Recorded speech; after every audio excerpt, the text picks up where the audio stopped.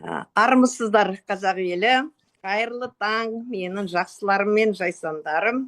Міне, әдеттегідей сәрсенбі күні өз эфирімізді, таң шуағы эфирін бастағалы отырмыз. Бүгін біз уже 34-ші, по-моему, эфирімізді жүргізіп жатырмыз. Әдеттегідей сағат 10-да жүргізуші едік. Бүгін бір мәнай себеппен сағат 11-ге ауыстыруға тура келді. Өздеріңізден кешірім өтінеміз.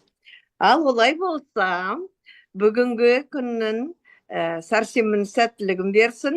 Сонымен қатар, әрбір сәрсенбі сайын бізде бір керемет жандар келеді.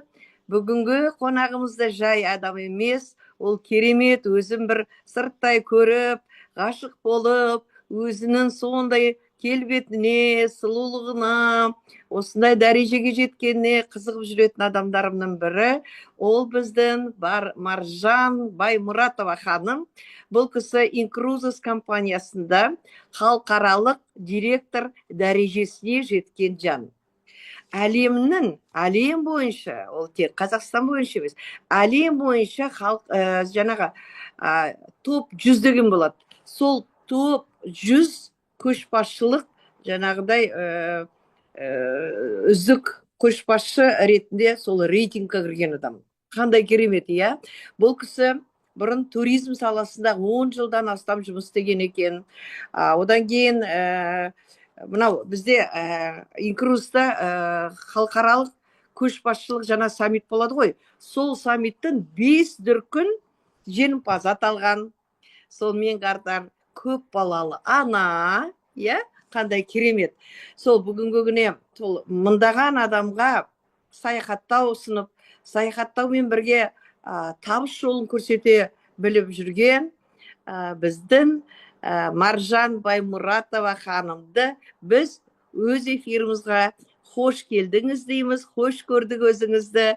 Енді бірінші сұрақ бірден сол Маржан ханымның өзіне берейік. Маржан ханым, ең басты өзіңіз туралы айтып кетсеңіз, біздің команда бәрі біле қоймайды өзіңізді, тани қоймайды өзіңіз туралы. Осы Инкрузес компаниясына келу тарихыңызды айтып берсеңіз болар еді. Сөз кезегі өзіңізде. Рахмет, Ғалия ханым, рахмет. Барлықтарыңызға қайырлы күн, қайырлы таң, иә. Мында кішкене жаңа қораз ба тауықтың дауыстары шығып жатса, таң қалмаңыздар, ауылда жүрмін. Оңтүстікте соған кішкене жаңа сет ұстайтын жерге тез кіре қалып өткізейін деп жатқаным. Сол себепті кейде осындай дауыстар шықса, таң қалмаңыздар. Өзім туралы айтатын болсам, жасым 39-да, 4 баланың анасымын. Мамандығым бойынша ағылшын тілінің аудармашысымын, бірақ дипломмен жұмыс істеген жоқпын. Туризм саласына бірден жұмысқа кіріп, сол туризм саласында жұмыс істедім. Мен айтам ғой, орысша айтқанда сапожник без сапог деп өзімді айттым. Неге? Себебі жаңағы қолымда бар дүниемен біз бар дүниемді қолданған жоқпын. Ол дегеніңіз жаңағы нелер ғой, енді путевкалар, иә, әуе билеттері, жаңағындай қонақ үйлер, соның барлығын мен броньдап 10 жыл бойы жұмыс жасаған болатын. Яғни адамдардың армандарын орындап, келіп жатқан маған клиенттердің, иә, армандарын орындайтын тұғым. Өзім бірақ бір ретте шетелге шыққан емеспін 10 жылдың ішінде. Сосын айтам ғой, 10 жылдың ішінде 0 мемлекет, ал Инкрузес компаниясында осы 5-ші шілдеде маған 8 жыл толды. 8 жылдың ішінде 40 ел көрдім деп. Сонда қараңыз, 10 жылда 0 мемлекет, 8 жылда 40 мемлекет. Соның ішінде, егер пандемияны алып тастайтын болсақ, 2 жыл, 6 жылдың ішіндегі көрген жаңағы елдерімнің саны осындай. Одан бөлек өздеріңіз білесіздер, иә, құрметті серіктестер, бізде бұл жерде және де табыстар бар. Бірақ мен кезінде тарихты айтатын болсам, мен табыс үшін келген адам емеспін. Менің жаңағы ішімдегі арманым, жаңағы мақсатым ел көру, жер көру, сондай болатын. Өйткені туризм саласына да мен саяхаттау үшін келгенмін. Бірақ жылдар өте келе арманымның орындалмайтынын көре 10 жыл бойы турфирмада істегенімде, бірақ үмітімді үзген жоқпын. Сөйтіп күндердің бір күнінде менің құрбым, екеуміз бірге турфирмада жұмыс жасағанбыз, Алия Рысқали, екеуміз бірге бір турфирмада жұмыс жасадық. Сол кісі декретке шығып кеткеннен кейін оны Султана ханым Инкрузеске шақырады 2017 жылы қараша айында. Сол өзі келгеннен кейін барып мені де шақырып, сосын мен Инкрузеске қосылғанмын. Алия ханымның командасына, иә. Қазіргі таңда Алия борд директор, мен халықаралық директормын, иә. Келген кезде мен сразу айтқан болатын, маған ешқандай да табыс, ондай ештеңе керек емес, себебі мен қолымнан келмейді. Мен деген 10 жыл бойы жаңағы неде офисте жұмыс істеп қалған адаммын, адамдармен тіл табыса алмаймын, сөйлесе алмаймын. Бір ғана қолымнан келетіні ол компьютердің алдына отырып адамдарға ол кезде круиз жоқ, жаңағы әуе билеттерімен толық тур пакеттерін жасап беру келетін болды. Даже керек десең кейде даже олармен сөйлеспейтін тұғымыз ғой. Сонда менде сондай қорқыныш болатын, қайдағы жаңағы менен бір спонсор шығады, лидер шығады деген сияқты қорқыныштар болды. Сол себепті менде сенім болған жоқ. Мен осы серіктестікті алып кетемін ау деген сияқты. Сол себепті мен саяхаттарымның өзі тегін болса да үлкен нәтиже деп өзіме сондай мақсат қойған. Дегенмен де біздің ойымыз бөлек, Алланың жаңа бізге деген ойы, жаңағы пландары, жоспары бөлек дегендей, ниетімнің қатты күшті болған соншалықты бір айда мен тегін мүшелікке шығамын. Бір айда. Яғни шілде айында тіркелсем 2018-де, тамыз айынан бастап осы күнге дейін мен бірде бір рет өзімнің счетымды толтырған жоқпын. Яғни $100 төлеген емеспін. Яғни серіктес болмаймын, жұмыс істемеймін деген адамның бірі мен, иә, бір айда тегін мүшелікке өттім. Қалай? Яғни бірдестен қолымнан келмесе де бізде айтамыз ғой, басты кезде сіздер өздеріңіздің жаңағы наставниктеріңіз, біреулер спонсорларыңыз дейді, спонсорларыңызға адамдарыңызды әкеле беріңіздер деп. Сіздің қолыңыздан келмейді екен, қорқады екенсіз, айта алмайды екенсіз деген кезде өзіңізді тоқтатпай, бірдестен спонсорыңызға әкеле беріңіздер адамдарыңызды, қонақтарыңызды. Мен солай жасадым. Алия менің адамдарыма өзі айтып беріп, мен тегін мүшелікке шығарды да, одан кейін шығарып салды мені. Шығарып салды дегенде мен айтамын, свободное плавание, я орысша айтқанда. Сен үлкен нәтижеге жеттің, осыдан бастап ары қарай өзіңнің жолыңды, өзің арабаңды сүйреп кетесің деді. Сол 2018 жылдың тамыз айынан бастап, тегін мүшеліктен бастап өзім кеттім ары қарай. Мені жіберді ұядан, иә, ұшырып Алия. Неге? Себебі мен оған қазір рахмет айтам, сондай оның стратегиясына. Кейбір кезде біздер нянчиться етіп жүреміз ғой, кейде жаңағы орысша айтқанда, иә, жаңағы балдар құсатып, кішкентай жаңағы сәбилермен сияқты үлкен кісілермен, үлкен лидер болғанға шейін солармен жүреміз де, сосын оларды жіберейін десең қимайсың, өйткені бауыр басып қаласың да. Ал Алия дұрыс жасады негізінде, кезінде қатты бауыр басып қалмас үшін, қатты жаңағындай мені еркелетіп жермес үшін, тем более, я мен оның құрбысы болдым, бірге жұмыс жасап келдік, барлығын ойлай келе, ол мен жаңағы самостоятельный болсын деді да, тегін мүшеліктен кейін ары қарай жұмыс істеуді өзің жалғастыр деді. Сол үшін ба мені жаңағындай қазір көбісі айтады ғой, техподдержка, саппорт, Алиса, GPT бәрін білет осы деп сұрақ қойса деп. Мүмкін соның арқасында шығар, өйткені тегін мүшеліктен бастап өзіңді өзің ізденіп бастайды екенсің. Керек сұрақтарды уже қоя бермейсің, сразу жаңағы біздің техподдержка дейді ғой, соған жазамын, служба поддержки, саппортқа, иә, сұрақтарым болса солардан сұрайым. Алияны лишний раз жаңағындай қайта мазалай бергім келмеді да. Сосын өзім ізденіп, өзім жаңағы өсіп бастадым. Сөйтіп жүрген кезде маған да өзіме ұқсас жаңағындай пысық, өскісі келетін, дамығысы келетін, иә, саяхаттағысы келетін жаңағы серіктестер келді. Өзім ниетіме, өзім әрекетіме орай, иә, барлық нәрсе біз айтамыз ғой, біздің миымызда. Егер де өзімізге өзіміз жаңағындай мүмкіндікті берсек, жаңағындай қорықпасақ, барлық нәрсеге дайын болсақ, өзімізге ұқсас адамдар келеді екен. Сөйтіп жүрген кезде лидер болам деп ойламаған мен сол жылдың желтоқсан айында маркетинг директор рангын ашам. Яғни 4 айдан кейін ба. Ол кезде білесіздер ғой, бірінші мүшелік кезінде сәл басқаша тұғын, иә, біздің жаңағы мүшеліктің жаңағы условиялары, иә, дегенмен де оны көрдік, одан кейін екінші мүшелікті көрдік деген сияқты барлығын көріп келе жатырық. Пандемияны да көрдік, өзгерістерді бәрін көріп келе жатырық. Ештеңке бізді тоқтатпайды екен. Неге тоқтатпайды? Біріншіден, менің мотивациям, ол менің бала-шағам болатын, менің армандарым мені жетелейтін. Мен оянған кезде мен білем, не үшін ояндым, бүгін не істеуім керек, тоқтамауым керек деген сияқты. Жарты жолда тоқтамауға ең біріншіден менің отбасым болатын, иә. Үйлі болғым болғым келді. Өйткені мен жаңағы инкрузқа дейін жалдамалы пәтерде өмір сүріп келдім. Арманым әрине ақыр серіктес болып ақша тауып бастағаннан кейін үй алайын деген сияқты. Ол арманыма да жеттім. Үй алдым Астанадан, көлік алдым деген сияқты. Соның барлығы осы компанияның арқасында. Және де біздің еңбектің арқасында. Тегін нәрсе жоқ, оңай нәрсе жоқ. Барлық жерде еңбектену керек деп айтамын мен командама. Және де біздің командаға келген кезде барлығы айтады ғой, сіздер жұлдыздарды қалай шақырдыңыз, сіз оларды қайдан танисыз деген сияқты. Мен негізі қарапайым отбасынан шыққан қызбын, иә. Шымкент қаласынан, жер үйде, ауылда өскен қызбын. Ешқашан да әртістермен бір араласады екен, олар мен тойыма келіп тегін өлең айтып кетеді екен деген қанша ұйықтасам да түсіме кірмепті. Қазіргі кезде ол мен үшін менің шындығым, иә, реальность. Яғни олар мен Маржан ханым деп сыйлап, менің командамда жүрген кісілер, оның барлығы қалай келді, иә, ол кісілер менің класстасым арқылы келді. Менің класстасым менің командама қосылды 2018-де, бірақ ол себепкер болып кетті. Әшейін есік болды менің командамда. Бір ай болды да, ары қарай кетіп қалды. Күйеуге шығып тұрмысқа шықты, приоритетті дейміз ғой. Оның жаңағы тұрмысқа шыққаннан кейін барып инкрус емес, жаңағы отбасы құру болғаннан кейін тастап кетті. Бірақ сол кезде маған алады да жұлдызды, Павел Лидің спонсоры Жұлдыз мұсылман клубын тіркейді. Сол жұлдыздан басталады ғой менің жұлдызды командам.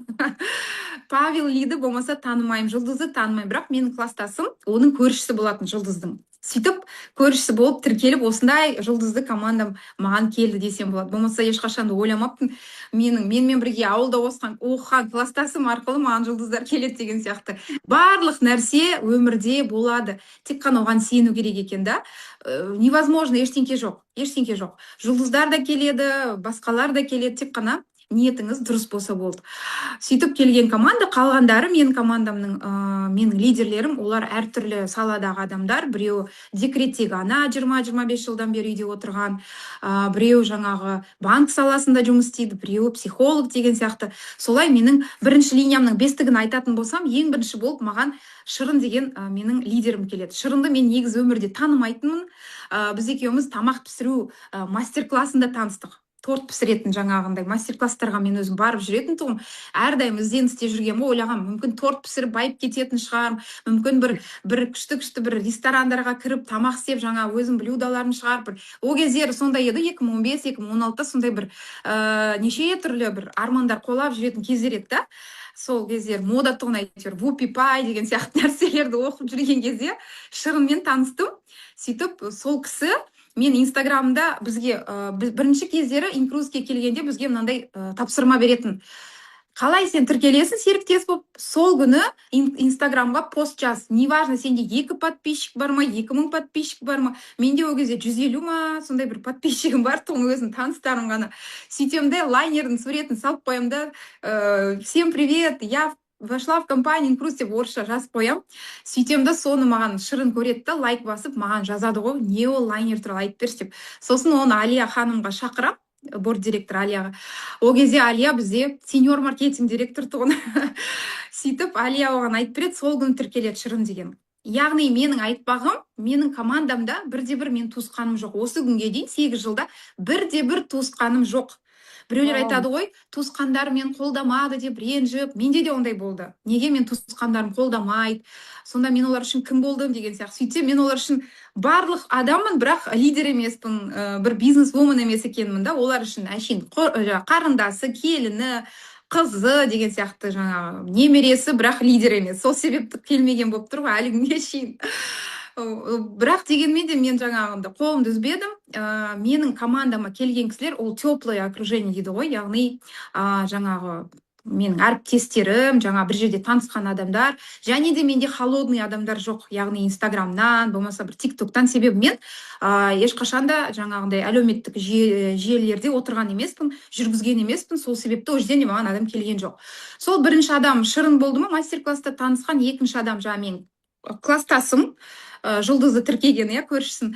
Одан кейін үшіншісі менің әріптесім, төртінші тағы бір әріптесім, бесінші бізде әрдайым айтамыз ғой, күйеуіміз немесе әйеліміз бесінші болып тіркеледі, бізде запасный вариант бестікті жабу үшін. Тем более көп балалы отбасыларға өте тиімді, 2 аккаунт ашқан. Сол себепті бесінші қылып күйеуімді тіркеймін. сонымен бестігім жабылады бір айда. Сосын жақсы ол кезде матчинг бар, анау бар, мынау бар, неше түрлі бонустарды тауып, сондай қатты қуанғаным. Бір айда тапқан ақшам, сенесіздер ма, менің осы күнге дейін туризмдегі алып жүрген айлығымнан асып түсті да. Ол жерде мен 150 мың теңге айлық алатын тұғым, Алияда сондай айлықты алады. Мен бұл жерде 230 мың теңге таптым бір айда. Мен үшін үлкен жетістік болды да сол жылы. Сосын еще келесі айынан бастап $100 салмауды үлкен жетістік қой, тегін мүшелік деген сияқты. Соған шыққаныма мәз болып, 230 мың теңге тапқаныма мәз болып, менен бақытты адам болған жоқ. Сол энтузиазммен әлі күнге шейін келе жатыр тоқтамай. Ол да бір маңызды екен. Жаңа бізде де Майкл әрдайым айтып отырады ғой, 72 сағаттың ішінде новичоктарды стартқа жіберіңіздер, 72 сағатта. Өйткені адам эмоциямен, энтузиазм болып тұрған кезде соларды қосып жіберу керек та. Ол ойланып толғанып айлар жылдар бойы жүрген кезде ол басылады екен. Несі энтузиазм да басылады, жаңа эмоциялар да басылады, и оларды жаңа разгон алу қиындайды да. Сол үшін разгонды алатын кезде жаңа тіркелген кезде 3 күнде жасап жіберу керек екен. Сол сияқты менде бір айда істеп жүргеннен сол қарқында әлі басқан жоқпын ғой, сол қарқынмен келе жатырмын. Командама келген кезде де адамдарға мен былай айтамын да, біздің Incruises компаниясы ол кәдімгідей бір мамандықты алатын жер, яғни бір университет жизни демей-ақ қояйықшы, енді бірақ сіздерге үлкен табыстар алып келетін бір институт. Бұл жерге келгеннен кейін сіздер керек емес нәрсенің барлығын ұмытыңыздар. Бастарыңыздағы керек емес ойларды алып тастаңыздар, сеніммен тапсырып келіңіздер. Қандай институт? Яғни келген кезде әлеуметтік желідегі керек емес жаңағы пабликтерден, аккаунттардан барлығынан шығып кетіңіздер. Ол жаңа керек емес жаман жаңалықтар, өсектер, қалаулым, анау-мынау деген нәрселердің бәрінен, блогерлердің пайдасы жоқ. Бәрінен отписаться етіңіздер деймін да. Ең керегі сіздерге не? Осы институт, бізде туризм саласындағы институтқа келдіңіздер ме? Осы институтқа саласына байланысты пабликтерге, аккаунттарға тіркеліңіздер. Яғни бүкіл жаңағы біздің круиздік компанияларға тіркеліп алыңыздар деймін, сразу айтам. Отельдер, қонақ үйлерге тіркеліп алыңыздар, я? Жаңа Rixos бар, Radisson деген сияқты. Сосын әуе жаңағы нелерге тіркеліп алыңыздар деймін, компанияларға. Солар ғана сіздерден шығып отырады. Кірген кезде Инстаграмға. Солардың жаңалықтары, солардың акциялары, солардың промоушндері, қандай күшті акциямен самолеттер брондауға болады деген сияқты. Барлығына тіркеліп алыңыздар. Бірінші сіздердің семестрлеріңіздегі жасайтын жұмыстарыңыз осы деймін да, институтқа келгенде. Одан кейін барып жаңағы одан бөлек әрқайсы сол компанияларға сіздер рассылкаларына тіркеліп алыңыздар деймін, почтаға сіздерге солардың неше түрлі акциялары келіп отырады деп. Сосын сөйтіп блогерлерге тіркеліп алыңыздар деймін, travel блогерлер. Себебі болашақта сіздер travel блогер боласыздар деймін да. Яғни туризм саласындағы блогер боласыздар. Жаман емес қой, керемет қой. Сіздер тек қана саяхат туралы насихаттап жүресіздер. Өздеріңіздің сауаттылықтарыңызды туризм саласында ғана өсіресіздер. Басқа ешқандай сауаттылық бұл жерде керек емес. Экономика, жаңағы тағы басқа деген сияқты мүлдем бұл жерде керек емес деймін да. Сол кезде сіздерге оңай болады деп. Сол шында да оларға ол көмектеседі, менің командам сөйтіп жұмыс жасайды. Сол кезде артық ойлары басқа нәрселерге кетіп қалмайды, басқа пабликтерді оқымайды. Келіп жатса тек қана күшті жаңағы акциялар келіп тұрады да. Круиздік компаниядан болсын, әуе компаниясынан болсын, скидкамен күшті етіп, сосын әуе билеттерді брондап отырады менің командам. Солай оның барлығы тағы да әрине менің өткен өмірім, біз енді Incruises кеткенде өткен өмірім деп сөйлейміз, кешірім өтінемін, прошлая жизнь деп айтатыныз, до Incruises болғаннан кейін айтып жатқан ғой. Енді Incruisesке дейінгі жаңағы жұмыс істеген саладағы менің саламның жаңа көмегі тиіп жатыр ғой, енді туризмдегі біліп жатқан лайфхактарымен бөліскенім да, командама да сомен бөлісем, чаттарда сұрақ қойып жатса да сомен бөлісем. Кейбір кезде осы чаттарда мені жаңағындай кейбір чаттарға кіргізіп қояды, виза дайындауға деген сияқты. Оның барлығын білетін болғаннан кейін маған қиын емес жауап беру, әрдайым да өзім сондай исходящий жасап жүріп, бөлісіп жүрем білетіндермен. Вот, осылай жұмыс істеп жүрдім. Сосын бізде мотивация мен үшін білесіз па не? Яғни жаңағы ақша жағынан не болса, отбасым, жаңағы үйлі болу. Ал бизнесте мен үшін өте үлкен мотивация конкурстар, неше түрлі промоушндар, неше түрлі андай біздің компания, Султананың айтып жатқан неше түрлі поездкалар болады ғой, баратын. Сол ең бірінші мен үшін не болған? Мотивация болған. Бірінші біздің барған жеріміз Алматы қаласы 2019 жылдың қаңтар айында болатын. Сол кезде Султана, ол кезде исполнительный директор Сөйтіп біз лесная сказкаға барып, сол жерде лидерлер маркетинг директор ашсаңыздар, сол жерге барасыздар, сондай квалификацияға ие боласыздар деген. Сөйтіп барлығымыз жанталасып, мен де арасында желтоқсан айында маркетинг директорын ашып, сөйтіп лесная сказкаға қаңтар айында барамыз. Сонда Сұлтанның видеосын білетін шығарсыздар. Секірген кезде секірмес бұрын айтады ғой, мен осы айда қалай білмеймін, бірақ борд директор болам дейді ғой. Сонда сол шынымен де ашады борд директорды, иә, Сұлтаны. Қандай андай не да, күшпен айтылған нәрсе, жаңағы мотивация. Мен сөйтіп барам ғой өзімше секірем деп, ешқашан да ондай тренингтерге қатысып көрмеген, ешқандай жерде секірмеген. Біздің жұмыста ондай тренингтер болмайтын. Азаннан кешке шейін келесің, адамдарды жаңағындай бұройындап жібересің, үйге қайтасың, болды. Азаннан кешке шейін сол өсу жоқ, даму жоқ, айлығың да өспейді, дым өспейді. 10 жыл бойы сол бірақ нәрсе ғой, елестей беріңіздер, иә. Ал бұл жерде келе салып, уже ана жерге бару керек, мына жерге бару. Командировка деген атымен болмайтын біздің компанияда. Жаңағындай бір отельдерге бізді командировкаға жібермейтін, білмеймін неге. Әйтеуір бір сондай компанияда істедік, Алия екеуміз. Сөйтіп жүрген кезде Алия екеуміз, мен маркетинг директор ашқанда, ол ұлттық директорды ашады, национальный. Сөйтіп екеуміз барамыз Алматыға. Енді өзімше секірем деп мәз болып жүрсем, аяғым ауыр екенін білем ғой. Сөйтем де секірмеймін. Бір ай ма сондай екен, аяғым ауыр болған. Сөйтем де секірмеймін, маған секіруге болмайды. Қорқамын ана лесной сказкада зиплайннан секіруге. Мә деймін да, той күшті мүмкіндіктен айырылдым ғой деп. Ладно, ничего страшного, главное, мен жаңағындай маркетинг директорды аштым, зато сол жерге бару үшін деймін да. Оның да бір қайыры бар деп қоямын. Секірмедім, сөйтіп жұрттың бәрі секірді. Мен әйтеуір футболкасын кидім да, суретке түстім, болды. Секірген адам ұқсап. Бірақ ішімнен ниет қылдым, енді жақын арада сеньор маркетингті ашайын деп. Сол жылы сәуір айында мен сеньор маркетинг рангын ашам, маркетинг директор, Алия интернациональный директор рангын ашады. Сол жылы кім сәуір айында интернациональный директорды ашады, солар Андорраға лидерский саммитке баратын. Баяғыда сол жылдары саммитке Майклмен бару үшін интернациональный директорды ашу керек болатын. Представляете? Интернациональный, это же үлкен ранг қой. Командаңда еще 1000 адам болу керек ол кезде. Сөйтіп біз бәріміз Алияға көмектесіп, мен өзім бармасам да әйтеуір жаңағындай үлесім қосайын деп, сөйтіп сеньор маркетинг директорын ашам, Алия интерді ашады, сосын барып Андорраға барып келеді. Мен қызығып қарап отырам, маған да бір қызық осындай жерге бару. Бірінші рет барамай қалдым, екінші рет барамай қалдым, енді үшінші рет тағы барғым келеді. Сұлтан айтады, Тенерифеге барамыз дейді. Август айында региональный директор болу керексің дейді. Сөйтеді да, мен региональныйды ашам, бірақ менің аяғым ауыр ғой. Маған айтады, Сұлтана, сен барамайсың. Ол кезде 8 айлық аяғым ауыр. Тағы да қалып кетем осы поездканы. Представляете, каждый раз ашам, бірақ поездкалардан қалып кетем. Сөйтіп әйтеуір Майкл да жаңа бізде жылдан жылға жаңағы планкілерді көтеріп отырады, кейде күштеп түсіріп отырады, жаңа конкурста мотивация. Біз сияқты жаңағы конкурс жақсы көретін адамдар болса, араңызда сол өте сіздерге күшті не болады, двигатель болады негізі. Ол поездка не үшін? Бір еркен нәрсе емес қой, былай қарап тұрсаң, үлкен плюстары бар оның.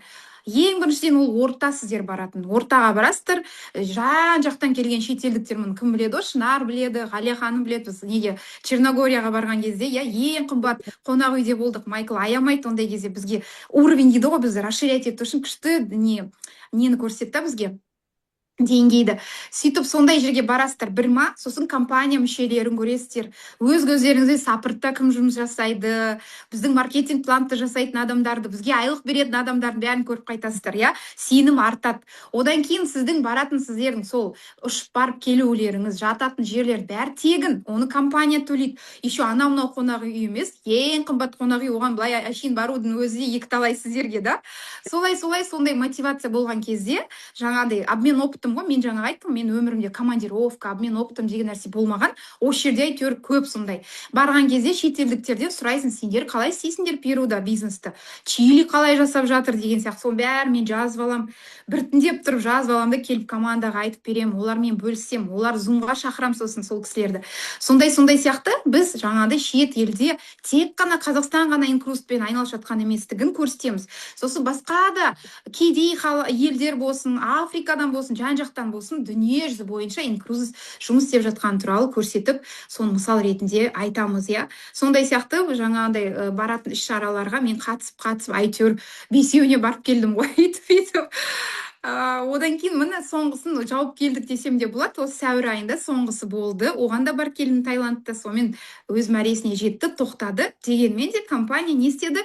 Енді одан да үлкен іс-шара жасайын деп жатыр. Осы қыркүйек айында 10.000 адамға деген сияқты. Оған да бұйырса енді барлығымыз барамыз. Жылдан жылға бізге компания оңайлатты. Бірінші Андоррадан басталған кезде интернациональный болды. Одан кейін барып қай жерден бастады олар? Доминиканадан бастаған кезде мен де ұтып алдым, бірақ ол кезде екінші, төртінші балам аяғым ауыр болды. Ұтып алдым, бірақ барған жоқпын. Доминиканада бірақ региональный директорлерден жоғары баратын тұғын. Мексика болды, Мексикаға да ұтып алдым. Солай Черногорияға бірақ бардым мен. Черногориядан бастап барып жүрмін. Сол себепті бұның барлығы біздің бизнеске көмектеседі. Мен командамды да соған әрдайым сатып отырамын. Орысша айтқанда продаем промоушн. Ешқандай промо қалдырмайды мен командам. Қандай да бір промоушндар болады, мен айтамын, беріп тұрса алу керек. Просто так әшейін стандартный бонустарды алмай, $20-50 или удвоенныйды ғана алмай, еще қосымша беріп жатса, неге алмасқа? Бәрібір де сол жасап жатқан іс-әрекеттеріңіз ғой деп. И мен сосын постоянно бір промоушн шықса, сразу айдың басында зумды жасаймын да, соны шағып, жаңағындай шайнап берем ғой жұтыңдар деп, соны давайте қатысайық деп. Сондай промоларды командам бәрі қалмайды. Одан қалса просто промоушн болмаса да бізде 5 жылдық болады, 6 жылдық болады, 7 жылдық болады деген сияқты. Султана өзі шетелде біздің сондай іс-шаралар жасап жатса, олардан да қалмайды біздің командада. Мен де барып жүреміз әрдайым. Шынар көреді ғой, енді бәріміз всегда жүреміз командамен. Осы жақында Шанхайға барып келдік. Оның барлығы біз үшін, айтамыз ғой, топливо дейміз ғой, яғни біз үшін жанармай. Әрдайым біздің немізді неғып тұрады да, алға жетелеп тұрады. Өйткені бізге басқа ештеңке жоқ ондай жерлерге бармаса. Қай жерде біз мотивация аламыз, қай жерде біз өсеміз, дамимыз, иә? Тек қана осындай іс-шараларда біздегі ең оңай жұмыс бізде осы ғой. Просто ештеңе сатып керек емес деймін. Ештеңені жаңағындай қиналып жатқан жанымыз жоқ. Оқысаңыз болды. Кел деген жерге келсеңіз болды, бар деген жерге барсаңыз, қалмасаңыз болды. Сол себепті BBS-ті де жасадық бір рет қаңтар айында. Мен өзім интернациональный директор болсам да маған сеніп тапсырып, борд директор. Сөйтіп қаңтар айында жасаған кезде Перудан Хуан деген жігітті, менді барлығымен араласам ғой, шетелдіктермен шақырып едім. Сөзім жерге тастамай келіп спикер болып кетті, иә, естеріңізде болса. Сол BBS-тен кейін өте үлкен кейін нелер результаттар болды, иә. Көп жаңа командалар өсті. Сосын осы келесі BBS-ке күштетіп майда үлкен нәтижелер көрсетті біздің командалар. Сондай бізде жұмыс жасалып жатады командада үздіксіз. Бір арнайы бізде бір қандай бір секретный ингредиент дейтіндей ондай жоқ. Барлығы сол в рамках правил дейді компанияның беріп жатқан нәрсесін жасап өсуге болады, тоқтамауға болады. Менің командамда бүйтіп қарап тұрсаңыздар, әрдайым прирост. Менде ешқашан артқа рангтен, ашқан рангымдан ешқашан құламаймын. Менде ешқашанда жаңағындай командамның рангтарына құламайды. Бізде әрдайым прирост болады. Рангты ашпасам да, ауылы жақында, алыс емес, менде рангқа жай келе жатыр. Мысалға, әр ай сайын исполнительный директорге маған мысалы бірінші айда мысалы 500 адам жетпесе 50 000 товарооборот, қазір 35 000 товарооборот деген сияқты ауылы жақындап жатыр да. Қашан ашасың деген кезде Динаргиз айтты ғой, ой, не знаю деп айтпаңдар, вот близко деп айтыңдар деп. Сол себепті міне жақындады деп айтқан кезде, оның ауыл жақын болған кезде сен қалай ашып жібергенін білмей қалады екенсің. Сол себепті біздің команда осылай жұмыс істейді. Осындай бізде лайфхактар бар. Тамаша. Маржан, жаңа Қайрат комментарий жіберіп жатыр, ой, аузын ашса көрінеді екен деп. Шынымен де сізді прям сүйсініп тұрып тыңдап отырмыз. Сонымен қатар өзімді де мынадай қалам алып бір нәрселерді, лайфхактарды өзіме жазып отырмын. Қандай керемет. Енді Маржан ханым, сондай мынау әңгімеңіз әдем болып жатыр, иә? Че-то эфирді басқа кісі шығып кетті. Жоқ, мен көрмей қалдым. Енді дұрыс болды. Енді мынау сөз қозғайды ғой. Жаңа бастағанда айттыңыз, мен осы кіргенде, мен бизнес жасаймын деп кірген жоқпын, мен саяхатшы ретінде ғана кірдім деп, иә? Сонда бізде көп адамдар кейде солай да кіреді, иә? Кей адамдар бірден бизнес жасаймын, маған саяхат артынан деп жатады. Бірақ кей адамдар міне осылай кіреді. Мысалы, мен де сіз сияқты вообще айтады ғой, анау толық қабылдамаған адам, қазір прям инкрузның фанатына айналдым ғой енді. ой тыңдағым келмей осылай жүрді ғой қызым айтқанда, шынар айтқанда. Сондай, міне сондай бізде әрқайсымызда командамызда қазір клуб мүшелері отыр, иә?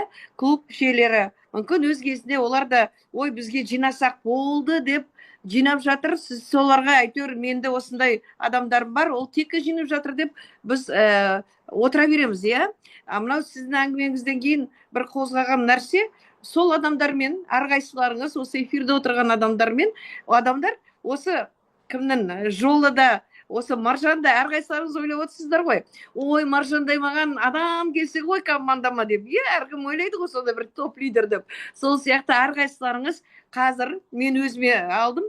Бұрын отырған адамдар, төлеп отырған адамдар әрқайсысы может солар Маржандай жат жарық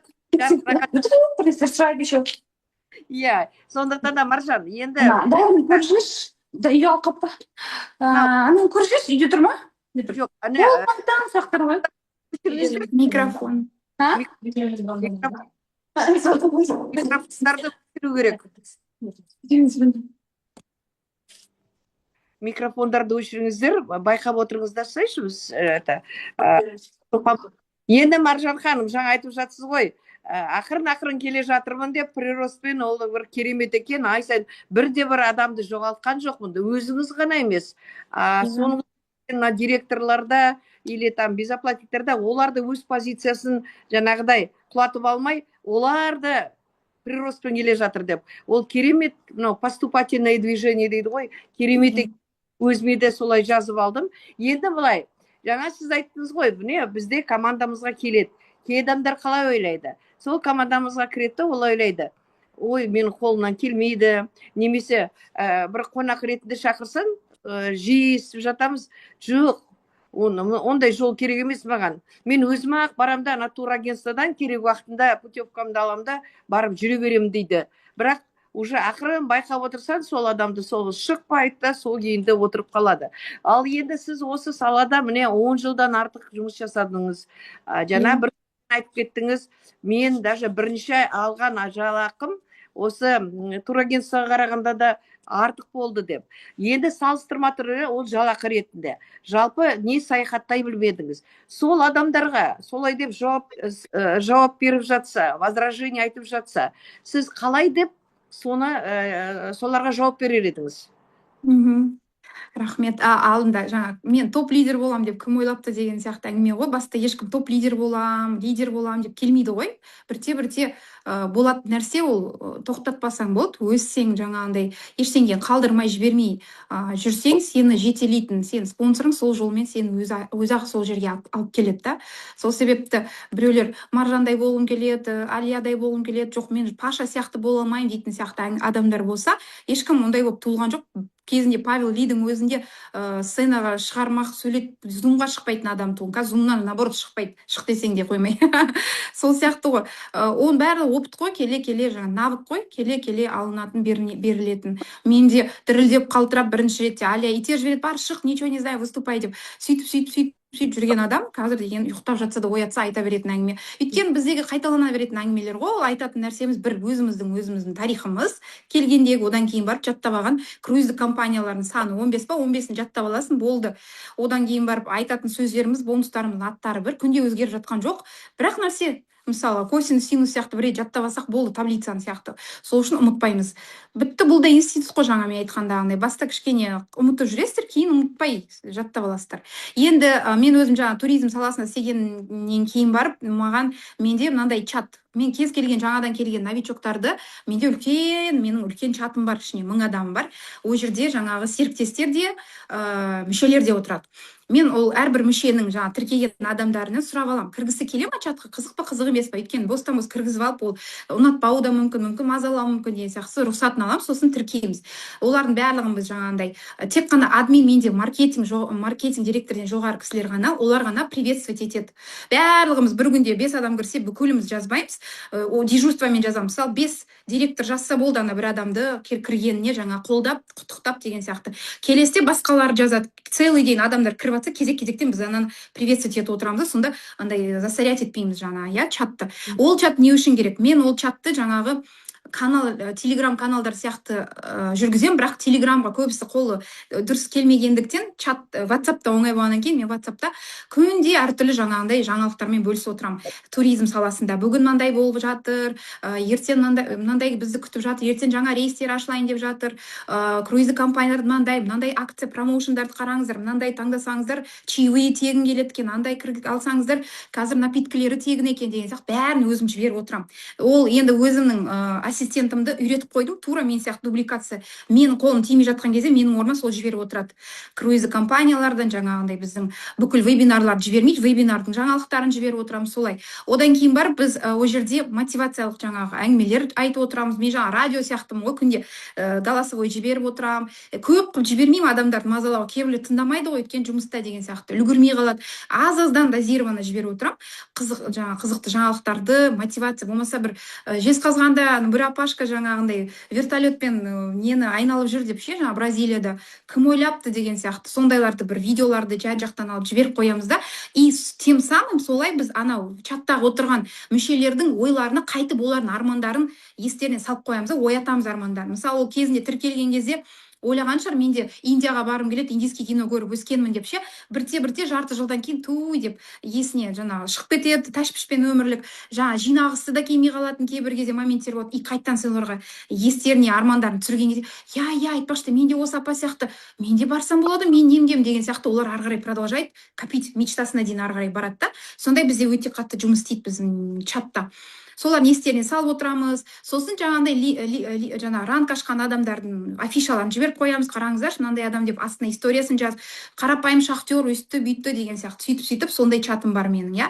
Одан бөлек енді әркімнің лидерский чаттары бар ғой, енді біз сияқты лидерлердің. И өзімнің ключевойларым бар, жаңа первый линиямдағы лидер болмаған, оларды өсіріп жатырмын. Дәл қазіргі кезде менде фокус осы қала аралап жүрген мақсатым, себебім первый линиямда 2 безоплатник туылды оңтүстікте, солармен жұмыс істеп жатырмын, иә. Үлкен лидерлерім енді өздері. Енді жаңа сұраққа келетін болсақ, өзім туризм саласында істегендіктен мен өте салыстырғанды жақсы көремін. Мен ешқашан бір салыстырғанда біреуін түсіріп, біреуін көтермелемеймін ешқашанда. Әрқайсының өзінің плюсы бар, минусы бар деген сияқты. Мен тек қана бүйтіп айтамын. Когда маған айтады, ой, мен горячий тур ала салам, горячий путевка ала салам, жарайды. Сен горячий путевка не екенін білесің, Вадим? Ол білмейді. Ол ойлайды, горячий путевка кез келген уақытта, есіне түскен уақытта ала салам деп. Есіне түскен уақытта алуға болады қай кезде? Егер сен сондай бір телеграм каналдарда отырсаң, бір сондай жерлерге подписан болсаң, сол жерде бір аяқ астынан біреу бүйтіп акцияны жіберіп қалған кезде, соны ала қалатын қалтаңда ақшаң болып, ертең кете салатын уақытың болса, пожалуйста. 200 мың теңгеге Египетке 70 градус ыстықта ертең августқа кете бер, пожалуйста деймін, пожалуйста. Это сенің шешімің деймін да. Бірақ бұл саяхатпен демалыс екі түрлі. Отдых и путешествие — это разные вещи деп айтамын. Путешествие деген, саяхат деген ол комфорт болу керек, жаңағы деңгей болу керек. Барғаннан кейін сен кәдімгідей көретін жерлерін көріп, жататын төсегің аппақ мамық болу керек, сенің береговой линияң, жаңағы отелің сен шыққан бойда болу керек. Анау 40 километр жаяу жүрмейсің. 3 звезда, 3 жұлдызды қонақ үй емес, завтрагы жоқ бірдеңке емес. Сен түсінесің ба? Соны сен білу керексің. Не үшін төлеп жатсың? Дүниеде саяхат деген нәрсе ешқашан арзан болған емес. Кез келген нәрсе үшін сен төлеу керексің. Комфорт керек па? Бала-шағамен жақсы демалып қайтқың келе ма? Турцияның өзіңе сен 2 миллион, 3 миллионге барып келесің ғой, бірақ жерге 7 күнге деймін да. Қазір то Турция 5 миллион болып кетті. Ал сен просто так горячий путевканы одноразовый аласың да барып келесің, сен көретін әшейін бірақ магнит алып келесің. Мен Египетте болдым деп. Әшейін галочка үшін барғың келсе, сенің шешімің болды. Бірма, екіншісі айтам, горячий путевка дегеніміз ол бүкіл отбасыға арналған путевка емес. Сен оны отбасыңа аламайсың, сен оны алғың келсе де саған саны жетпейді, ол чатқа жібереді горячий путевка 1-2 адамға, 2 адамдық күйіп кетпес үшін әйтеуір бір турфирма, бір әйтеуір шығынға кірмес үшін бірдеңкесін алып қалу үшін, хотя бы что-то там иметь деген сияқты 300-400 мыңға сата салады анау 600-700 мыңдық путевканы, лишь бы әйтеуір самолетін ақтау үшін. И оған сен бала-шағаңды мен 4 бала-шағам бар, біз алтауымыз ондай бағамен кете алмаймыз. Мен олармен бару үшін мен кәдімгідей отырып жоспарлау керекпін, олардың каникулын іздеуім керекпін, арзан бағамен қарауым керекпін, самолет анау оның бәрі айналып келгенде бізді американдық инкруз компаниясы неге үйретіп жатыр? Ақшамызды да үнемдеуді, уақытымызды да жоспарлауды. Ал горячий путевка жоспарлау туралы емес, не про планирование. Горячий путевка. Үшіншісі, горячий путевка дегеніміз не? Горячий тур дегеніміз не? ол отказной турлар, ол жаңағындай сезон емес турлар. Яғни ораза кезінде Дубайға барсаң, барлығы кондердің астында жатады, ауыз ашқан кезде кешке шығады, сен де жатасың, болды, дым жоқ ол жерде. Екіншіден, 50-70 градуста сен жаңа Вьетнамға барасың, ыстықтап, тоже кондердің астында жатасың, пысынап, ешқандай сезон жоқ, сенен басқа 4-5 адамнан басқа адам жоқ, барлығы қайда? Үйінде. Олар сезонда барады, бархатный сезон. Ол қашан? Күз көктемде. Или же февральда, январь-февраль бархатный сезон. Он сезондарында білу керек та, бархатный сезон қай кезде қай жерге бару керек. Егер сен пысынап, терлеп тепшіп, жаңа ақ деп 70 градуста жатқың келмесе, күшті демалып, балдарыңа күшті демалыс сыйлағың келсе, ол не про это, бұл саяхат пен демалыс екі түрлі нәрсе деп түсіндіремін. Бағасында сосын айтам, қара, бізде баға былай, турфирмада былай, сен турфирмада сразу беру керексің ол ақшаны. Бар болса, мен сен үшін бақыттымын, онда сенің жағдайың күшті адам екенсің ғой. Мен қуанамын ондай жағдай жақсы адамдар үшін, қалтасын алып шығарып бара салатын, ертең десе ертең кете салатын. Ондай адамдар бізде саны аз. Бізде бәрі жоспарлау керек, жылына бір рет отпуске шығады, олар деген ақшасын жинау керек деген сияқты. Айналып келгенде бітпейтін қазақта той бар, өлім бар деген сияқты, жиын бар. Қазір өлімнің өзінде садақаның өзін той жасап жіберетін болған ғой, білесіздер. Оған да ақша беру керек деген сияқты. Бітпейтін өмір, и сөйтіп жүрген кезде сенің саяхатын шетіне қала береді.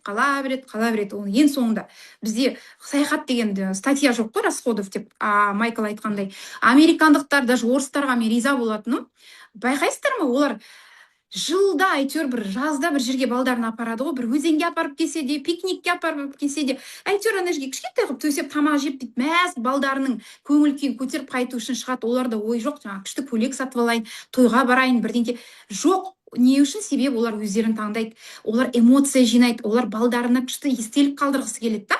Ертең балдар айтпайды, неге сіз жаңағы біздің балдарымыз айтуы мүмкін, сіздер бізге үйтіп бермедіңіздер, бүйтіп бермедіңіздер. Өйткені біз не бітпейтін тойлар, бітпейтін жиындар, еще бір отбасында неше той бар, бір отбасында қанша бала шаға бар.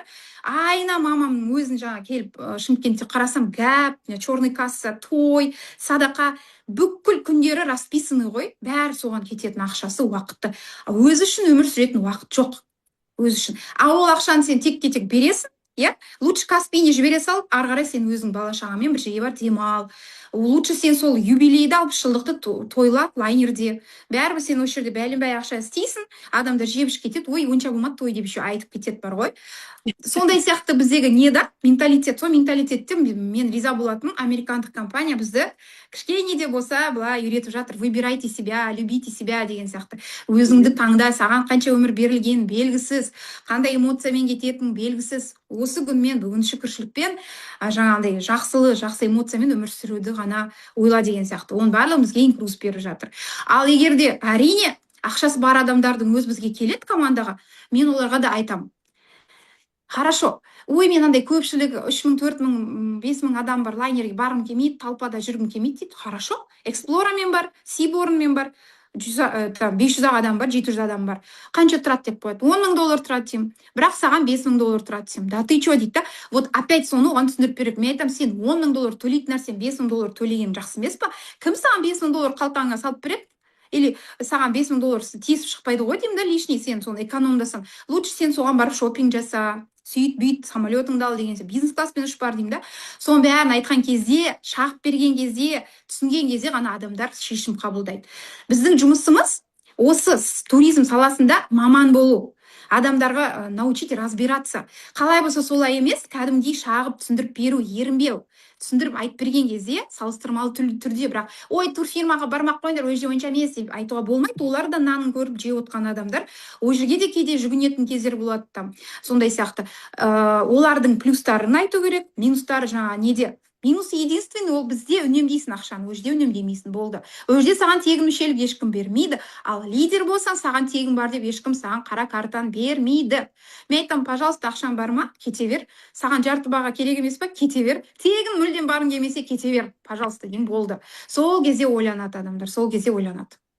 Тамаша, Маржан ханым. Сондай көпті мазалап жүрген сұрақ қой. Енді сіз осы салада профессионал ретінде әдемілі табылған жілікті шағып, майын жегізгендей болдыңыз. Әдемі айттыңыз. Енді тыңдап отырған құлақ болса, осының бәрін өздеріңізге жазып алдыңыз, түртіп алдыңыздар деп ойлаймын. Тамаша. Маржан ханым, мен бар Да, ғой. тағы бір нәрсе осы жерде қоса салайыншы қазір. Жаңа біреулер айтады ғой, мен активный отдых жақсы көрем, лайнер мен үшін скучно деп, оны да түсіндіріп атамын, скучно емес екен. Активный отдыхтың түрі лайнерде бар деп айтамын. Экспедициясы да бар лайнерде.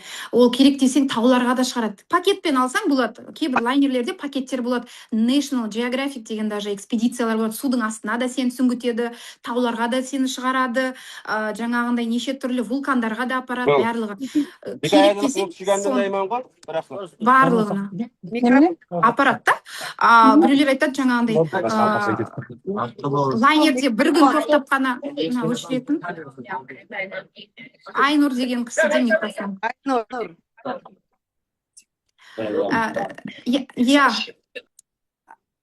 Иә, сосын біреулер айтады ғой, лайнер бір-ақ күн тұрады, мен мүмкін 2 күн тұрғым келеді. Мен айтамын, сен өзің таңдайсың. Кейбір жерде 3 күн тұрады, Дубайда бізде 3 күн, 4 күн тұратын, Ибицада 2 күн тұратын, Санториниде 4 күн тұратын лайнерлер. Өзің шешесің да, өзің кете бересің деймін да. Сондай нәрселерге айтып кеткен нәрсем ғой, активный, неактивный. Қалай сен қалайсың, барлығы бар осы заманда деймін ғой. Керемет кеңес. Жаңағы сөзді де айтатыны шынымен де, ой, я так не люблю галопом по Европе, что такое, бір күн дұрыс көре алмайсың. Жауап өте дұрыс болды.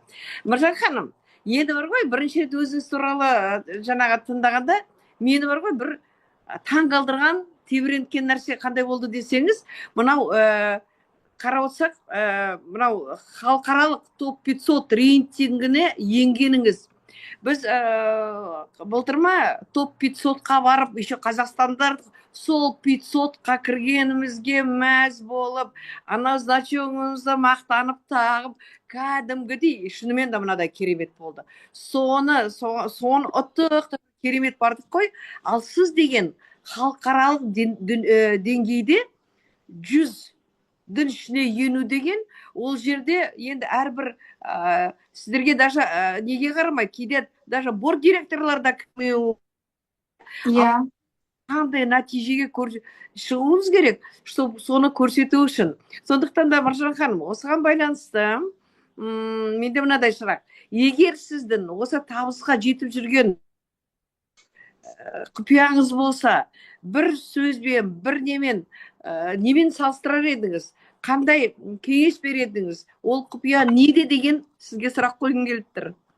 Менің жаңағы әрдайым ниетім мынандай ғой, тек қана өзім демей, командам өссе екен, командам көтерілсе екен, командам жақсы табысқа жетсе, солар риза болса, солардың сауабы маған тиіп жатса, менің жаңағы арманым жоқ қой, олардың өсіп рахметін айтып жатқандарына. Себебі мен сол арқылы менің табысым да келеді да. Мысалға, менің жаңағы олардан алған сауабым, рахметі, солардың маған Аллах тағала соны бонус ретінде береді да, инкрузисте.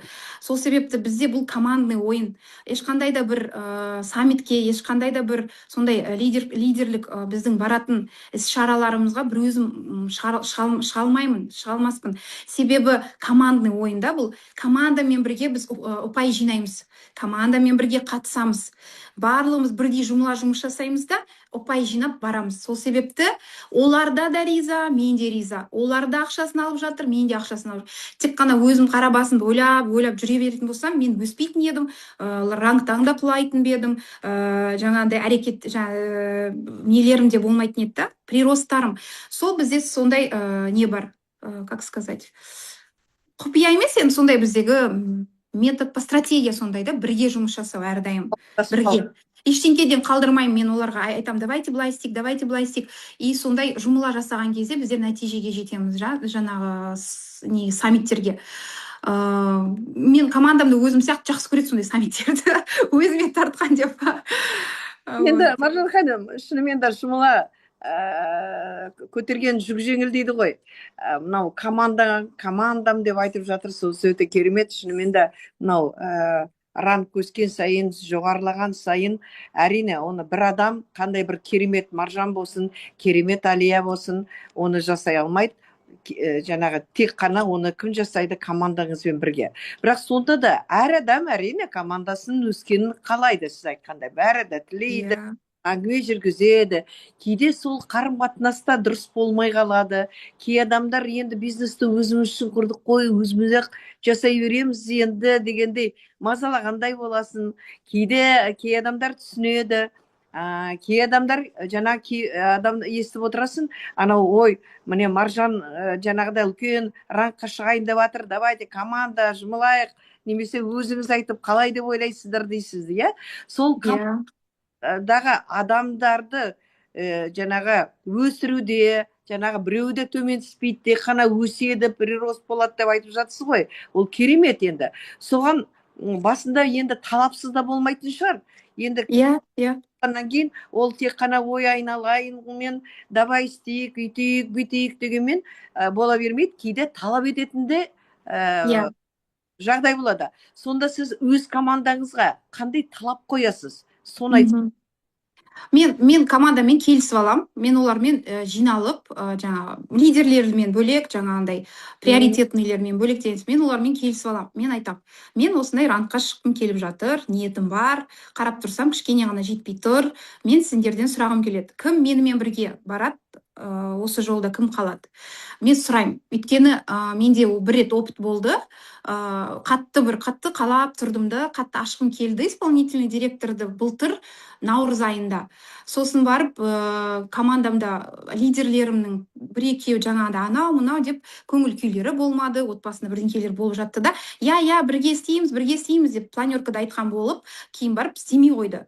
Мен енді ренжіген жоқпын, бәріміз енді ересек адамбыз ғой, неған жоқ, бірақ өзіме бір инсайт болды да, ешкімге ештеңке бұл заманда өзіне керек болмаса, ешкімге керек емес. Сен қанша жерден сені сыйлап тұрсың, жақсы көріп тұрсың, олар бәрібір сені сыйлайды, жақсы көреді, сен үшін жаңағыда қалайды көмектесуді, бірақ өмірде не болатынын, оларды не күтіп тұрған білмейміз ғой. Сол моментте бірдеңкелер шықпаса, бізде страховка жоқ та, что ол до конца бізбен бірге сол күні рангты ашып отыратынына. Запас керек та, запасной вариант. Сондай маған бір жақсы бір не болды, негізі инсайт. Мен тек қана бір екі лидеріме ғана сеніп отыра бермей, басқа да лидерлеріммен запасной вариант жасайын деген сияқты. Содан бастап бір жылдан бері бізде басқа стратегия болды. Яғни мен бәрімен келісіп аламын. Келісіп алған кезде жаңағыдай сұраймын, сен точно менімен боласың ба, болмайсың ба? Бірақ ол, конечно, точно болам деп айтады. Дегенмен де мен айтамын, точно болсаң да болмасаң да, давайте мынандай сенің тек қана маған нәтижені көрсет, сен істейсің ба, істемейсің ба? Мен оны қалай білемін? Айдың басынан бастап ол менімен жұмыс істеп келе жатыр ма? Өзі келе алмай жатқан жағдайда адамдарын жіберу керек, командасындағы жаңағы тегін мүшелік жаңағы жүрген серіктестерін деген и так далее. В общем, маған нәтиже көрсету керек та, чтобы мен сендім, потому что мен просто так өз уақытымды сендерге құртуға қазір болмай тұр жағдайым. Өйткені мені жан-жақта и так-та талап етіп жатыр. Мен ана жерге де үлгеруім керек, мына жерге, сол себеп просто так қазір уақытымды сендерге кетірсем, нәтиже болмауы мүмкін деп уақытымды да бөлем. Нәтижем сонда мен бәріне бірдей бөлген кезде менде ешқандай да обида болмайды да. Бәрі жан-жақта маған өзін береді. Как бы не. Сосын мен айтам, маған ол қалай дәлелдеу керек, жұмыс істейді істемейтін. Саммитке билет алдың ба? BBS-ке билет алдың ба? Давай маған жібер суретін, скриншотын. Ертең сен ана жерге барасың ба, мынаған барасың ба? Мен айтқан тапсырмаларды бір аптада орындайтын болса, мен онымен жұмыс істеймін. Орындамайтын болса, мен онымен жұмыс істемеймін. Қанша жерден ол менің командам 8 жыл менімен келе жатыр, құрбы болып кетсек те, туысқан болып кетсек те, мен айтам, кешір, мен өзімді ойлап жатқан жоқ, мен командамды ойлап жатырмын. Олар маған қарап отыр, мен оларды өсірген кезде ғана мен өсем. Ал сендерге қарап отырсам, мен өспейтін түрім бар деген сияқты, сразу уже барлығын ашып қоям да, чтобы ертең олар да ренжімейді, мен де солай не істемеймін. Мен айтам, мен тек менімен істейтін адамға ғана уақытын бөлем, менімен істейтін адамға ғана мен қаласына барам, сонымен ғана мен жұмыс істеймін, болды. Бірақ ол адамда маған дәлелдеу керек. Иә, мен міне билеттерді сатып алдым, BBS-ке дайындалып жатырмын, барам, міне командаммен мынанша билет алып қойдық, біз өсеміз, барамыз, менің қалама кел дейді, өзім самолетімді аламын, жататын жер бәрі өзім, олар бір тиын шығармайды, өзім келем ғой енді лидер болғасын, кафе бір жеп осын өзім көтерем, бәрін обученияларын берем, өсірем, оларды жаңағы сделкаларын жабамыз. Біздің сделка жабу қалай? Кошелегіміз көрсетеміз, айналып кеп, круиздеріміз көрсетеміз, нәтижелеріміз көрсетеміз ғой айналып келгенде. Вот солай сделканы жауып, солай өсіріп жатырмын. Сонда менің салыстырып қазір қарап тұрсам, приростым артып келе жатыр да, сол стратегия жұмыс істейді екен менде. Ал егер сен істейсің ба, қашан сен созреть етесің, сен қашан оянасың, сен қашан жұмыс істейсің дей берсең, жылдар өте береді екен. Мен интернациональный директорды сәуір айында 23 жыл ашқан екенмін. 3 жыл өтіп кетті, иә. жаман емеспін, дегенмен де командамда өсіп келе жатыр ғой, қаншама лидерлер шығып жатыр, мен де өсіп келе жатырмын. Бірақ жұрттар сияқты келесі жылында аша салған жоқпын, 2 жылдан кейін аша салған жоқпын, әлі жүрмін ашпай. Соған айтқаным ғой командаға: қыздар, давайте, мен отырып қалдым, командада отырып қалды, давайте үлкен ранг өсірейік, олар өскенсін мен де автоматом өсемін деген сияқты. Мен готова, дайынмын сендерді өсіруге, күні түні ұйықтамауға. Вот осылай мен маусым, шілде, тамыз 3 ай бойы мен үйде жүрген жоқпын. Қалалар аралап, Нукус бар ма, Ташкент бар ма, Қызылорда, Тараз жанып тұр ауа райы, 50 градус, 46 градус. Пойыз бар ма, автобус, такси, бәрімен жүрмін да, мен қазір ауылда жүрмін. Мен айттым, мен дайынмын, мен өзімді берем. Жазда тем более қазір ешқандай поездкілер жоқ, круиздар жоқ, мен бәрін жиыстырып қойдым да. Вот саммитке давайте TGC-ге бір нәтижемен барайық. Бірдеңке етіп, әйтеуір күштетіп барайық деп, осылай мен қазір өзімді посвящать етіп, жасап жұмыс істеп жүрмін қазір осылай. Тамаша. Еңбегіңіз жанып, енді атқарушы директор ретінде саммитта қуануға, вай, бізді Маржан деп қуануға Алла тағала насіп етсін. Енді көрермендерге де сөз кезегін берейікші. Сондай әдемі әңгіме жүріп жатыр, сұрақты қойын кеп тұр. Қайткенмен енді көрермендерге де жаңағы қоюға кезегін берейік. Қане, микрофондарыңызды қосып, камераларыңызды... Мен сұрақ қойынша, ассалаумағалейкум, сәлем баршаңызға. Маржан ханым, керемет, сізден прям бар ғой, энергиядан тасып, тоқтамайсыз, да керемет. Құлағымызға майды жағып жатыр, өте ұнап жатыр. Арамызға көбірек естіп кеп тұрсаңыз тіпті жақсы болар еді. Керемет оқу айтып, жаңа сіздің айтып отырсаңыз, Инстаграмда тревел блогерларға, тіркелген круизный компанияларға, авиакомпанияларға, солармен шын бәсем ойламаппын да. Қазір маған күшті инсайт болып жатыр, тамаша. Басқалардың бәрін отписаться етіп, соларды ғана алдық дегенде. Сұрағым, сіз командаңызбен система қойған шығарсыз, қаншалықты қалай жұмыс істейсіз? Мысалы, сіз енді өз қалаңызда, тұратын қалада жарайды кездесіп тұратын шығарсыз. Өзгелермен, өзге қалалармен, зуммен ба, арнайы аптасына бір күн дарындағансыз ба, қалай? Содан кейін Инстаграммен қалай жұмыс істейсіз? Прямой эфир, не прямой деген сияқты. Сол саланы қалай дамытып жатырсыз, системаны қалай қойдыңыз? Рахмет. Бізде енді борт-тим деген системамыз аман болсын, сол бәрі күшті болды ғой негізі бізге. Біз сол борт-тимдікі бірінші, енді борт-тим деп айтуға болмайды, Сұлтан Ахметжанованың системасымен жұмыс істеп жатыр, өте керемет. Одан бөлек осындай сияқты эфирлер, таңғы ризық, жаңағындай көп эфирлер бар системада. Мен лично өзім командам ішінде айтатын болсақ, біздерде менің инстаграмым бар, командный байтим деп аталады, енді Баймұратова болғасын байтим деп қойғам. Инстаграмда закрытый, ол жерде серіктестерге біз жаңағындай прямой эфирлер жүргізіп үйрететін тобымыз. Қазір жақында жаңадан ашылды ғой, сондай уже бүкіл командаға үйрететін говорящая голова деген сияқты. Сондай жерде біз олармен сұхбаттасып өйстіп эфирге шығуды үйретеміз. Одан бөлек тағы басқа күндері, бір күні сондай болса, екінші күні бізде обучение, маркетингті айтып беру, жаңағыдай маркетинг планды, я. Сосын обязательно мен үшін легальность қой. Мен легальность прям өзім андай чересчур правильный адаммын да, мен үшін бәрі заңды болу керек, дұрыс болу керек, несправедливость деген нәрсені ұнатпаймын да. Сол үшін менің командам бірінші очередте обязательно соглашение бәрі маған тапсырады. Членская мүшелік соглашениесі, келісім шарт, және де серіктестің келісім шартын маған прям жаттап айтып беру керек. Бәрін жаттап айтпаса да, мен сұрақ қойған кезде ол бонустарым күйіп кете ма, или там анау мынау деген сұрақтар маған қойылмау керек. Мен айтамын, ондай сұрақтар сіздер қойсаңыздар ят деймін да. Енді қалай сіздер білмесеңдер, онда даладан келген адам сізден сұраса не деп айтасыз сонда деймін да. Сіз білу керексіз деген сияқты. Сол міндетті түрде бізде легальности, заңды түрді бәрін біліп алуға мен міндетті түрде соның бәрін қолға алып отырамын. Сондай біздің өзіміздің ішіміздегі обучениялар болса, зуммен міндетті түрде планеркаларымыз бар, просто неформальный отырып әңгімелесетін кездер болады. Сұлтана да айтып жатады ғой, командаға біз лидер бола аламыз, отырып оларға талап қоя аламыз, отырып ақылды бола береміз, бірақ олардың ішінде не болып жатыр сұрадыңыздар ма, бір рет болса да дейді да. Не болып жатыр іштерінде, не қалап жатыр олар, соның бәрін сұраңыздар дейді да. Содан бері мен енді тоже отырып сұраймын. Мен көп сөйлемеймін, оларға сөз беремін. Сөйтіп олардың қазіргі қандай жағдайда жүр, қазір қандай оларда ойлары бар, не түрткі болып жатыр, жасауына жасамауына мен сұрап аламын да. Уже білем, уже олардың қай лидермен қалай жұмыс істеу керек, не айту керек, қай серіктес қазір қандай жағдайда жүргенін, сөйтіп мен олармен сұхбаттасам отырып. Білем да. Олар адамдар не жақсы көреді? тыңдаған жақсы көреді да. То есть оларды тыңдаған қалайды да. Внимание беріп сұрайсың, деп сосын сен оларға сұрақ қойып, соларға шешім берсең, олар риза болып кетеді сол недегі зумнан кейін. Бізге де кейде Султана бүйтіп отырып, просто бізді ұрыспай, жаңағындай талап қоймай, бүйтіп просто ішіңе не болып жатыр деп сұрақ қойса, мәз болып қаласың ғой, внимание деп. Тура солай лидермен де отырып сөйлеседі. Мен солай тоже жұмыс істеймін. Вот. Енді жаңа Инстаграм туралы айта кетейінші. Бізге туризм саласына жүргеннен кейін насмотренность керек. Насмотренность біз travel блогерлерден аламыз. Жаңа әуе компания болсын, басқа именно туризм саласына насмотренность жинаймыз да, сол жердегі әдемі жаңа рилстарды сақтап қойып, өзіміз тура сондай қайталап түсіріп келсек болады. Оны бізге ешкім ештеңе демейді ғой. Тура сондай насмотренностьте көздеріңді үйретіңдер деймін да, қалай әдемі фотолар жасау. Сосын мен командамды үйретемін жаңағындай видеоларды барған кезде дірілдеп, қолдар қалтырап түсірмей, әдем болып түсіріңіздер, камераны сүртіңіздер. Сосын бірінші круизге бара жатсаңыздар да, горизонтально түсіріңіздер деп сразу бірінші тапсырмаларын айтам. Өйткені сіздер келген кезде сол нарезкалеріңізді жинап, мен мобилографым бар, соған жіберіңіздер. Мен оған өзім ақша төлеймін дайсың, соған мен істетіп беремін деймін да. Әдемі сіздердің видеоларыңыз болады, сразу экранға қойған кезде шеттері мынандай қап-қара, мындай болмайды, әдемі кинотеатрға қойылатын формат болады деймін да.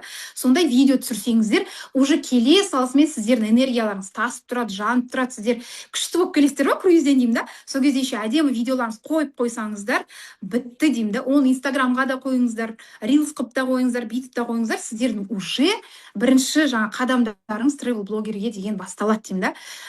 Май сүртпей, дірілдеп қалтырап, жел болып тұрған жерге барып түсірмеңіздер.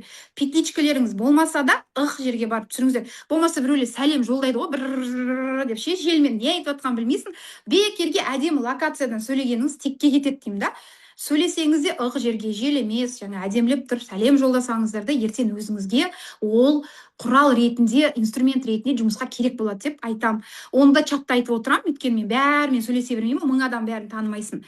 Оны мен голосовой жіберем, кетіп бара жатсаңыздар, осындай лайфхактарды алып кетіп түсіріңіздер деп. Барлығы келгенде мәз байтөр түсіріп келеді. Желательно, да? Вот. Енді бара салып, конечно, ешкім дронын, петличкасын, жаңа селфи палочкасын алып кетпейді ғой баратқанда.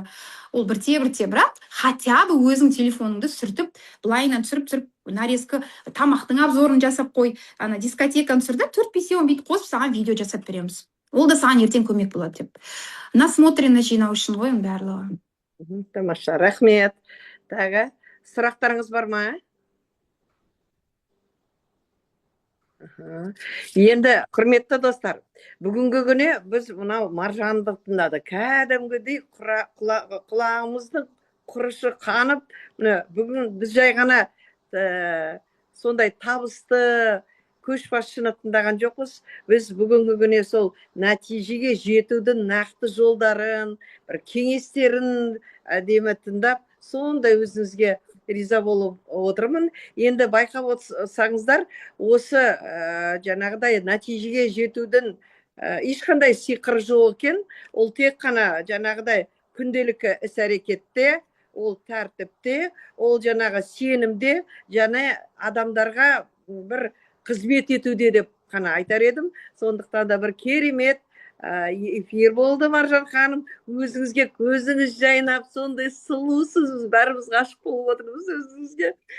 Биіктен көріне бой беріңіздер. Сондықтан да мынау эфирде отырған көрермендер, осы бүгінгі эфирден аларларыңыз, кішкентай ойларыңыз болса, оны іске асырсаңыздар, одан кәдімгідей нәтижеге жетсеңіздер, кәдімгідей біздің эфиріміздің де сол мәреге жеткені деп білеміз. Өйткені біз оны еріккеннен өткізбейміз.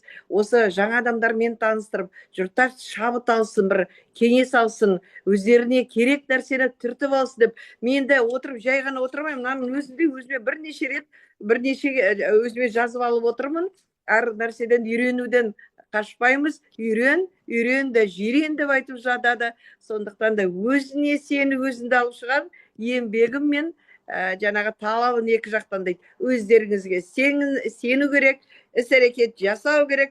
Маржан ханым сияқты осылай жарқырап эфирға шығып, ертең ғана сіздер де бөлісіп жатасыздар өз тәжірибелеріңізбен. Сондықтан да олай болса, енді соңғы сөз өзіңізге бердік, түйіндісін өзіңіз жасап, сонымен қоштасайық, иә? Рахмет, көп рахмет. Енді қысқаша айтатын болсақ, еш жерде жаңағы ниетсіз ештеңке болмайды. Ең бірінші ниет керек. Ниет. Одан кейін әрекет, ары қарай өзі Аллах тағала сізге қалған бәрін өзі үйіп төгіп береді. Шын жүректен ниет қылып, сіз осы жерге келгендегі есіңізге түсірсеңіз, не үшін келдіңіз, қандай ниетпен келген едіңіз, қандай эмоциямен тіркеліп жатқанда есіңізге түсіріңіз. Мен осы тіркеліп жатқан кезде, сонау 4 жыл бұрын мысалға, қандай ниет еді менде?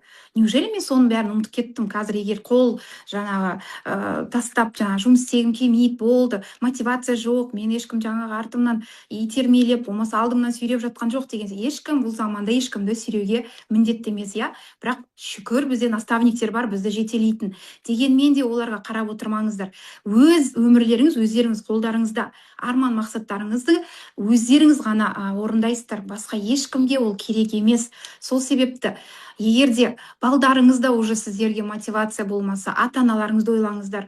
Ата-анам күшті жерде тұрса екен, күшті жылы жерде жаңағы қолын жуып, условиямен тұрса екен деген сияқты. Мен мысалы ауылға келген кезде мамамдар далаға туалетке баратын. Енді айта берейін, мен арманым жаңа үйде болса екен, жаңа әжетханасы, үйде шомылса екен, баня жақпай деген сияқты. Сондай уже глобальный болады да, өсе береді армандарың. Балдардың жағдайын жасадың ба, үй алып бердің ба мысалға, енді ата-анаңа деген сияқты. Айта берсең көп қой, шыға береді. Сол базалық жаңа потребностьтерімізді жауып тастасақ, бала-шаға, ата-ана ары қарай уже қайырымдылыққа көшеміз.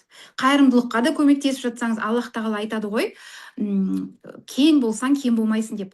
Бере беру керек, көмектесе берсеңіздер, адамдарға ашық болыңыздар, көмектесіңіздер, сұрап жатса, біліп тұрсаңыздар, айта беріңіздер. Ода тұрған ешқандай не жоқ. Бәріміз бір компанияда жүрміз, бір басшы бар бізде, бір ненің шаңырақтың астында жүрміз десек те болады ғой, Инкрус. Сол себепті тек қана ниетіңіз дұрыс болса, әрекетіңіз жасап жүрсеңіздер, сізде барлығы болады бұл өмірде. Сол айтпағым. Тамаша. Енді олай болса, сізге үлкен рахмет. Өзіңіздей адаммен тағы да бір жүздескеніме қуаныштымын. Сізге мың алғыс, биіктен көріне беріңіз. Неге барғанда кәдімгідей сахнаға шығып, атқарушы директор болып, одан кейін борд директор, одан да әрі өсе беріңіз. Осы адамдардың батасы, адамдардың тілегі, ниеті бәрі сол бәрі қабыл болады. Өзіңіздің ниетіңізге қарай солай.